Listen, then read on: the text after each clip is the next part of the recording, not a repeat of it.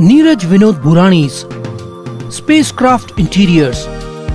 Your space, our craft. Experienced and professional team. No hidden charges. Luxurious designs. Follow us on Instagram. Spacecraft Interiors.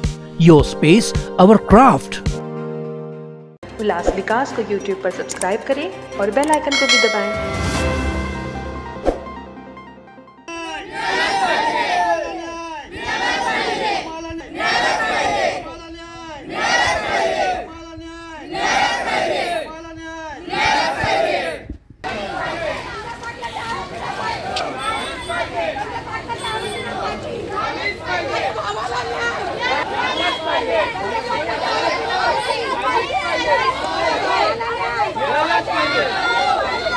Ambernath में builder Sanjay Patil की हत्या के बाकी आरोपियों की गिरफ्तारी की मांग को लेकर पाटिल परिवार ने शिवाजी नगर पुलिस स्टेशन तक मोर्चा निकाला और पुलिस उपायुक्त सचिन गौरे से मुलाकात कर कार्रवाई की मांग की।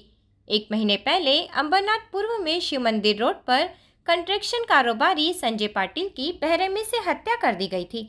हत्या के 40 दिनों बाद भी अन्य संदिग्ध आरोपियों की गिरफ्तारी नहीं होने का आरोप लगाते हुए पाटिल परिवार ने शिवाजी नगर पुलिस स्टेशन पर विरोध प्रदर्शन किया। सैकड़ों की संख्या में पाटिल परिवार के सदस्यों ने शिवाजी नगर पुलिस स्टेशन पर धावा बोल दिया और अन्य संदिग्ध आरोपियों की तत्काल गिरफ्तारी की मांग की। 22 अक्टूबर को शिव मंदिर रोड पर संजय पाटिल की धारदार ब्लेड से वार कर हत्या कर दी गई थी। हत्या के कुछ ही घंटों के भीतर शिवाजी नगर पुलिस ने 2 आरोपियों सूरज पाटिल और हर्ष पाटिल को गिरफ्तार कर लिया। संजय पाटिल के परिवार ने आरोप लगाया है कि हत्या MIDC में एक प्लॉट विवाद के कारण हुई थी, लेकिन इस मामले में अन्य संदिग्ध आरोपियों को गिरफ्तार नहीं किया गया है। उन्हें गिरफ्तार करने की मांग पाटिल परिवार ने की है। माझं नाव मुकुंद श्रीराम पाटिल। माझ्या भावाच्या हत्याबद्दल अजून कोणतीही चौकशी पोलिसांनी केली नाही। ज्या दिवशी हत्या झाली त्या दिवशी कोणत्याही व्यक्तीला आमच्या घरच्या कुटुंबियांना कळवलं नाही।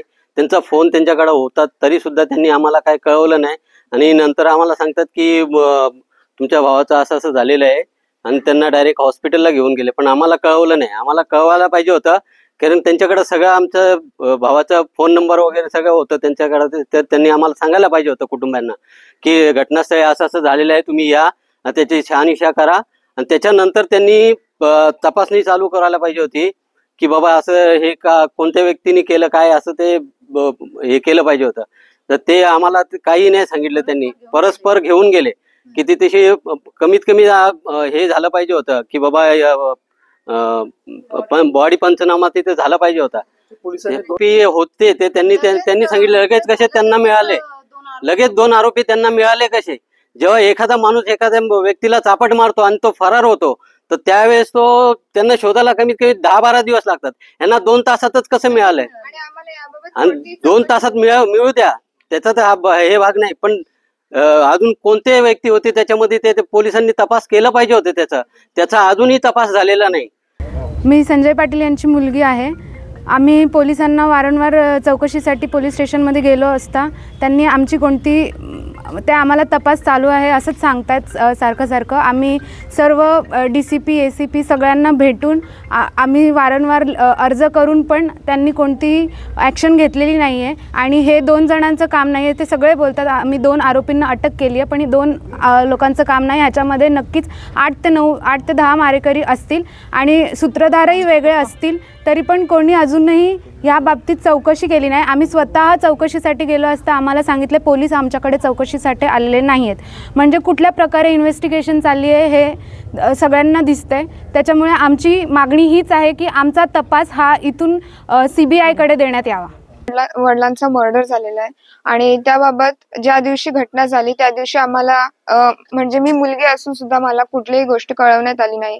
घटनास्थळी जेव्हा पोलीस दाखल होते त्यावेळी मी योगायोगाने माझ्या वडिलांना जेवणासाठी कॉल केलेला होता, परंतु तो कॉल सुद्धा उचलला नाही आणि परस्पर आणि जर तो कॉल उचलला असता तर मला कळालं असतं की माझ्या वडिलांना असं असं झालंय तर आम्ही ताबडतोब घटनास्थळी दाखल झालो असतो, परंतु त्यांनी आम्हाला ती गोष्ट कळवली नाही आणि त्यानंतर सुद्धा त्यांनी परस्पर हॉस्पिटलला नेलं आणि तरीही कुटुंबियांना ती गोष्ट सांगण्याची त्यांनी तसदी घेतली नाही। आम्ही इव्हन पोलीस स्टेशनला पोहोचल्यानंतर सुद्धा हॉस्पिटलला पोहोचल्यानंतर सुद्धा आम्ही तिथे उभे होतो. आम्ही विचारतोय वरिष्ठांना, वरिष्ठ पोलीस जे आमचं जबाब घेत होते त्यांना विचारतोय की काय झालं, नक्की घटना काय झाली, सांगा आम्हाला, मारामारी झाली का काय. पण ते उलट आम्हालाच विचारत होते का काय झालं, वाद कसला होता का काय होता. तर मग आम्ही बोललो की आम्हाला पहिले सांगा ना तुम्ही कोणती गोष्ट काय झालंय नक्की. परंतु आम्हाला दुसऱ्या दिवशी सकाळी कळलं की ते सुद्धा आमच्या कुटुंबियांकडून कळलं की आमच्या वडिलांची हत्या झाली. तर म्हणजे हे काय आहे नक्की. आम्हाला त्यावेळेस त्यांची मुलगी, त्यांची पत्नी या नात्याने त्यांनी सांगायला पाहिजे होतं की नक्की घटना त्यावेळी काय झाली आणि नक्की किती वाजता त्यांनी उचललं, काय केलं. आम्हाला मोर्चा काढण्याचं कारण म्हणजे त्यांनी जी चौकशी, आम्ही जे जबाब दिलेत त्यांना सुद्धा त्या आरोपींची चौकशी केलेली नाहीये आणि कुठेतरी आरोपींना पाठीशी घालण्याचा प्रयत्न केला जातोय असा आमचा संशय आहे. आमची मागणी हीच आहे की आमचा तपास सीबीआय कडे देण्यात यावा. कारण हे जे प्रकरण ज्या पद्धतीने दाखवलंय हा फक्त बनाव आहे आणि प्रत्यक्ष प्रकरण काही वेगळंच आहे. हे जमिनीचं कारण त्यांनी पुढे केलेलं आहे. वाद हा कोर्टात होता, प्रत्यक्षात कधी वाद नव्हता. तर हे कारण त्यांनी पुढे केलेलं आहे. तर त्याबाबत सखोल चौकशी करणं अपेक्षित होतं पण त्यांनी केलेली नाही.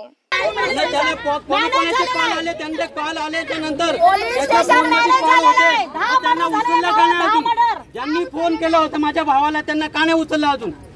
जे 2-3 व्यक्तींचे त्यावेळी मला फोन आले होते त्यांनी थांबवलं तिथं, त्यांचं लोकेशन बघितलं. आमच्या आरोपींना अजून पकडले का नाही, जेवढे पण आहेत का 2च आरोपी होते का. अजून तपास चालू आहे. तुम्ही बोलतात आमच्या घरी तरी तपासायला ऐकून तर घ्या.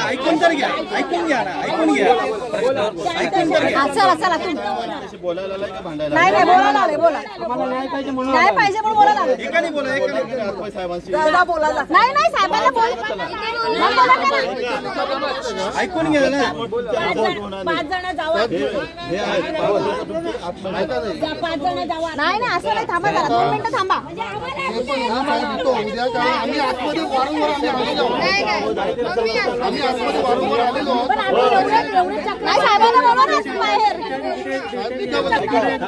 एकही सीसी फुटेज आम्हाला दाखवलं नाही. आज आमच्या मॅचरमध्ये निवेदन असेल तर घ्या, साहेबांशी भेटा.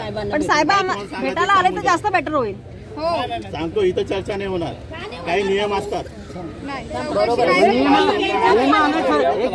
नियमानुसार आम्ही चाललो होतो ना. नियमानुसार आम्ही एवढ्या वेळा आलो, कमीत कमी 15-20 चक्र मारले आम्ही, त्याच्यापेक्षा जास्ती.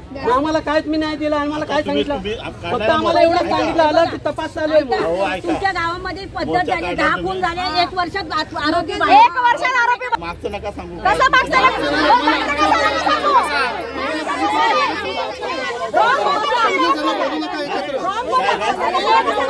मागच्या लोकांचा विषय सांगतात. मागचं काय झालं